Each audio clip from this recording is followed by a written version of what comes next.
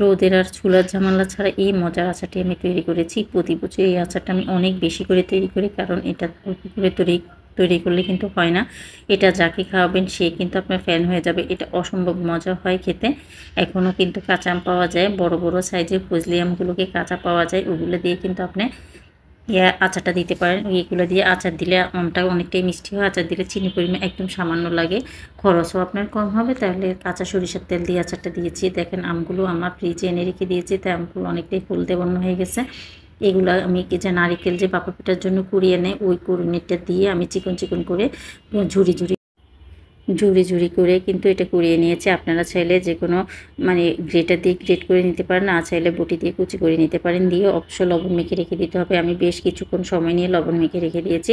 আপনারা 20 থেকে 30 মিনিট পর্যন্ত লবণ দিয়ে মেখে রেখে দিলেই হবে।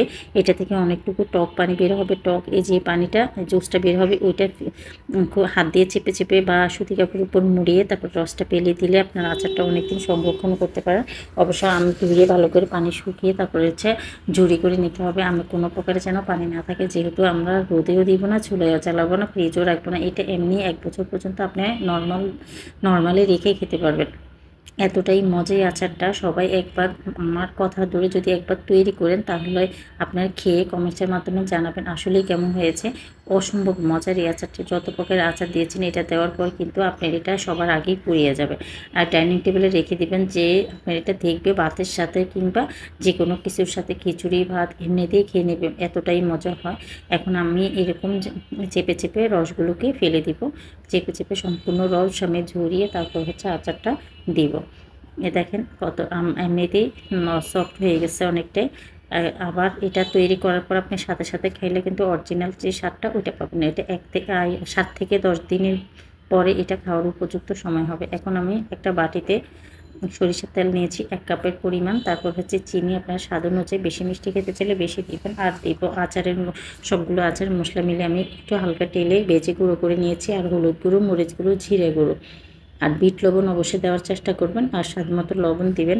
যেহেতু আমি লবণ রেখে দিয়েছি আগে, ওইটা থেকে কিন্তু রসটা ঝরিয়ে নেওয়ার পর অনেকটা লবণ সরে যায়, তাই আপনার লবণটা চেক করে তারপরে লবণটা ব্যবহার করবেন। এখন আমি সবগুলো মশলা মিশিয়ে নেওয়ার পরে কিছুক্ষণ রেখে দিলে কিন্তু চিনিটা অনেকটাই গলে যাবে। পরবর্তীতে আমগুলোকে দিয়ে মেখে রেখে দিব। আর মেখে কিছুক্ষণ রেখে দিলে চিনি গলে অনেকটুকু পানি বের হবে। এখানে আমি মানে কিছুটা 1/4 কাপ পরিমাণ আমি ভিনেগার ব্যবহার করব, যেন নষ্ট না হয়। ভিনেগার দেব। আর ঝাল বেশির জন্য চিলি ফ্লেক্সটা ব্যবহার করব। আর এটা চাইলে কিন্তু আপনি অল্প মশলা দিয়েও তৈরি করতে পারেন। এটা এমনিতেই মজা। সরিষার তেলের মধ্যে একটু যদি সরিষা গুঁড়োর সাথে ব্যবহার করেন, তাহলে আরও বেশি মজা হবে। আমি এই ভিনেগারটা দিয়েছি। এখানে ভিনেগার প্রায় 3 টেবিল থেকে 4 টেবিল চামচের মতো হবে, বেশি ব্যবহার করিনি। দিয়ে নেড়েচেড়ে মিশিয়ে তারপরে একটা ঢাকনা দিয়ে রেখে কিছুক্ষণ রেখে দিলে দেখবেন অনেকটুকু পানি বের হয়ে তেলটা বেশি আসবে। তেলটা বেশি আসার পরে আপনি একটা ভালো কাচের ঝাড়ের মধ্যে রেখে দিবেন। অবশ্য ভালো করে পরিষ্কার করে শুকিয়ে নেবেন। আমি আরও কিছুটা মরিচের গুঁড়ো দিয়ে দিয়েছি। মরিচের গুঁড়ো বলতে টালা মরিচের গুঁড়ো, চিলি ফ্লেক্স যেটাকে বলো, ওইটা দিয়ে দিয়েছি। একদম সামনে থেকে দেখে দিচ্ছি আর কতটা লবণীয়।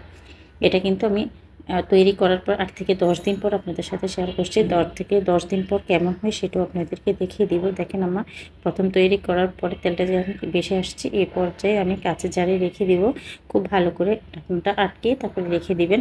অবশ্যই চেষ্টা করবেন আচারটা যখন কাঁচের জারে রাখবেন, তেলটা যেন উপরে বেশি থাকে। যে কোনো আচারের ক্ষেত্রে তেলটা যদি আচারের উপরে বেশি থাকে, কখনো ওই আচারটা নষ্ট হওয়ার আশঙ্কা থাকে না। আর সম্পূর্ণ আমার আচারটা একদমই রেডি। এখন আমি কাঁচের জারে রেখে তারপরে দিব। 8 থেকে 10 দিন পর আমার আচারটা কেমন হয়েছে সে কালারটা কিন্তু একদমই ঠিক থাকবে, একদমই নষ্ট হবে না। এখন দেখিয়ে দিচ্ছি এটা থেকে। এটা হচ্ছে 8 থেকে 10 দিন পরের লুকটা। এটা দেখে নিশ্চয়ই বুঝতে পেরেছেন এটা কতটা মজা হয়েছে।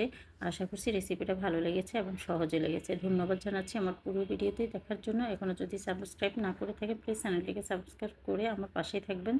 আর যারা আমার ভিডিওটি পুরোটি দেখে নিয়েছেন, সবাইকে ধন্যবাদ জানাচ্ছি। আবার দেখা হবে অন্য কোনো দিন অন্য কোনো সহজ